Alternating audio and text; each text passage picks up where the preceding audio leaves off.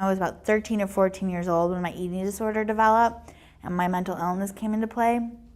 I was either screaming, crying, hurting someone, or hurting myself. So I really saw from an early on age that there was something different about me. When I was 18, I knew I didn't want to use my eating disorder anymore, but I swapped one addiction from the next because that's when I started abusing drugs and alcohol. I started off using cocaine and drinking, and cocaine turned into heroin, turned into crack, turned into anything I could get my hands on, I would. And I say that a lot because there was a void within me that I was trying to fill, whether it be through drugs and alcohol or my eating disorder. When I stopped one, I picked up another, or they were going at the same time. Then I started seeing a therapist in Lake Bluff, Illinois, who changed my life. She said, I think you're bipolar, because she's not a psychiatrist, so she couldn't diagnose me. And I'd like to refer you to someone. So she referred me to a psychiatrist who did diagnose me as bipolar.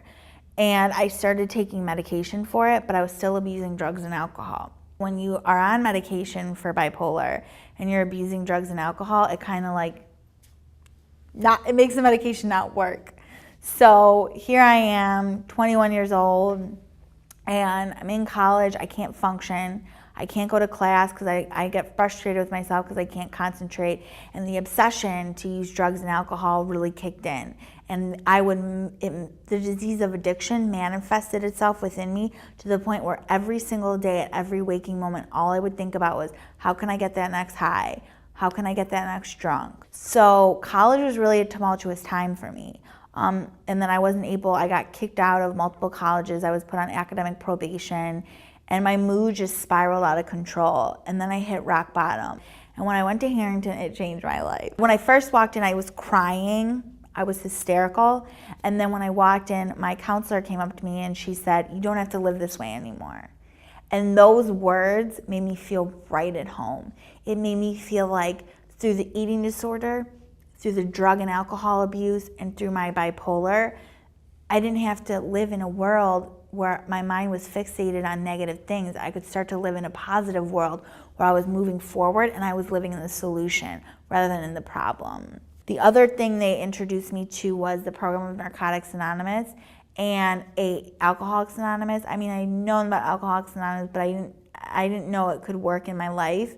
And so we went to meetings every day. And I recommend to go to a meeting every single day. I mean, they're free. The van takes you there, and it's like the best thing ever. You'll meet the most amazing people there, and you'll learn so much. You'll get a lot of outside perspectives. And I think it's so cool because I learned there that whether you've one day clean and sober or 1 year, you can take something away from everyone. Today I accept myself for who I am. I accept my mental illness. I'm not ashamed of it at all.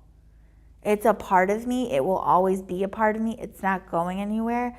I accept it, and I have the tools to deal with it, and that's a gift from my higher power and from this program. When I think about my future, I get a little bit teary-eyed because anything is possible. Anything. Trust me, if a girl like me can do it, I couldn't stay clean and sober for 5 minutes. And I'm 10 months sober now, So if a girl like me can do it, anyone can do it. You don't have to live this way anymore. There's hope for you.